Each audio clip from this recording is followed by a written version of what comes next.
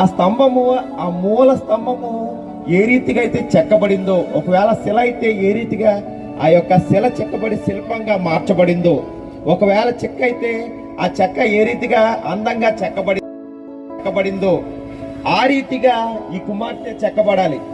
ఒకవేళ తల్లిదండ్రులు గాను, లేదా బంధుమిత్రులు గాను, లేదా దైవజనులు చెప్పే మాటలన్నీ నీకు బాధ కలిగించవచ్చు.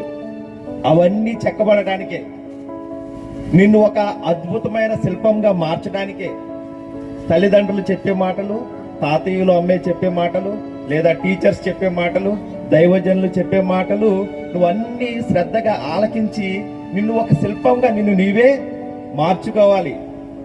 నిన్నాక నుంచి చూస్తున్న వాక్యం చెప్తున్నప్పుడు చక్కగా బైబిల్ చదువుతూ ఉంది, అందించాలని ప్రయత్నం చేస్తూ ఉంది, ఆ దైవజనుల వైపు చూస్తూ ఉంది.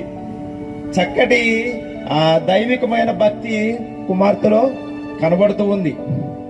నిన్ను నువ్వు సరి చేసుకోవాలంటే యవనస్తులు తమ నడతను దేని చేత శుద్ధి చేసుకుంటారు? వాక్యమును బట్టే శుద్ధి చేసుకోవాలి. నీ వాక్యమును బట్టి దానిని జాగ్రత్తగా చూసుకుని చేస్తనే కదా మన యవ్వన నడతను శుద్ధి చేసుకుంటాం. మనందరికీ చాలా మంది పిల్లలకి 1వ కీర్తన బాగా బట్టి వస్తుంది కదండి. దుష్టుల ఆలోచన చెప్పు నడువక, పాపల మార్గం నిలువక, అపహాసకులు కూర్చుండి చోట కూర్చుండక ఏం చేయాలంట?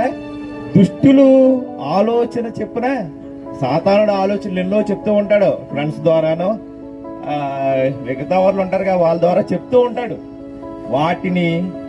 వాటి ప్రకారము మనం ఉండకూడదు. పాపుల మార్గము, ఎక్కడైతే పాపుల మార్గం ఉందో అక్కడ మనము ఉండకూడదు.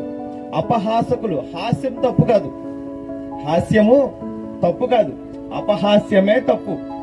ఇప్పుడు జబర్దస్త్లో వచ్చేదంతా అపహాస్యమే. మా చిన్నతనంలో అమృతం అని సీరియల్స్ వచ్చి అది హాస్యంగా ఉండేది, వలగర్టి డైలాగులు అయ్యి ఉండే కాదు. ఇప్పుడు వచ్చేదంతా అపహాస్యమే. కాబట్టి అపహాస్యకులు ఉండే చోట మనం ఉండకూడదు. మరి ఏం చేయాలంటే మన నడతను శుద్ధి చేసుకోవాలి. ఈ వంశాలకి నేను మూల స్తంభంగా ఉండాలి అంటే ఏం చేయాలంటే యెహోవా ధర్మశాస్త్రమునందు ఆనందించుచు దాన్ని దివారాత్రములు ధ్యానించి నీవు ధన్యురాలుగా ఉండాలని నా కోరిక, వీళ్ళందరి ప్రార్థన. అట్టి ధన్యత నీకు, నీ స్నేహితురాలకి, ముఖ్యంగా నీ సహోదరులకి కలగజేయాలని ఆ త్రియాక దేవుని కోరి ప్రార్థిస్తూ నా ఈ మాటలు ముగిస్తూ ఉన్నాను. నాకు ఈ సమయం ఇచ్చిన దైవజనులకి వందనాలండి. Thank you.